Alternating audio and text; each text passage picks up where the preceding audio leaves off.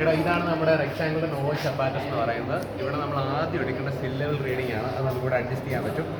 ഈ ഹുക്കേജ് ഉണ്ടല്ലോ, ഹിക്കേജ് അതിൻ്റെ നമുക്ക് മനസ്സിലാവും. ഇതിങ്ങനെ അഡ്ജസ്റ്റ് ചെയ്യുമ്പം ഇതിൻ്റെ ടിപ്പ് വെള്ളത്തിൻ്റെ അപ്പോൾ ആദ്യം നമ്മൾ ചെയ്യേണ്ട കാര്യം വെച്ചാൽ വെള്ളം അവിടെ വാൽവ് ഉണ്ട്. ഇവിടെ ഈ വാൽവ് ഓപ്പൺ ചെയ്ത ശേഷം ഇവിടുന്ന് വെള്ളം ഇവിടെ തുളുമ്പി നിൽക്കുന്ന രീതിയിൽ ആ ഒരു രീതിയിൽ അഡ്ജസ്റ്റ് ചെയ്യുക ആദ്യം. അത്രത്തോളം വന്നു കഴിയുമ്പോഴാണ് നമ്മൾ സിലിണ്ടർ റീഡിങ് എടുക്കുന്നത്. അവിടെ നമുക്ക് ഈ ഹുക്കേജ് ഉണ്ട്. ഹുക്കേജിൻ്റെ ഈ ടിപ്പ് വെള്ളത്തിൻ്റെ സർഫസായിട്ട് ഒരേപോലെ നിൽക്കുന്ന സമയത്ത് കൂടുതലല്ല കുറവല്ല ഒരേപോലെ കോയിൻസൈഡ് നിൽക്കുന്നൊരു ഇപ്പം പൊങ്ങിയ നിൽക്കുന്നത് ഇപ്പം വെള്ളത്തിന് താഴെ പോയി അതൊരു ടിപ്പ് മുങ്ങിക്കുന്ന ഒരു റേഞ്ചിലേക്ക് വരും.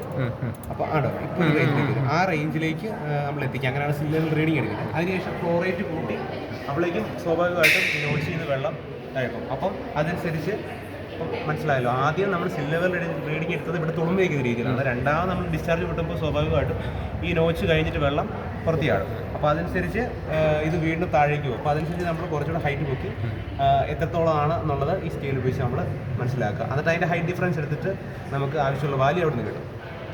എന്നിട്ട് ഓരോ ഡിസ്ചാർജ് അനുസരിച്ച് നമ്മൾ ചെയ്യാന്നുള്ളതാണ്. ഇവിടെ കളക്റ്റിംഗ് ടൈം ഉണ്ട്. ഇവിടെ 5 സെൻറ്റിമീറ്റർ റേസിന് എത്രത്തോളം ടൈം എടുക്കും ഈ സൈഡിലാണ് സ്കെയിൽ വരുന്നത്.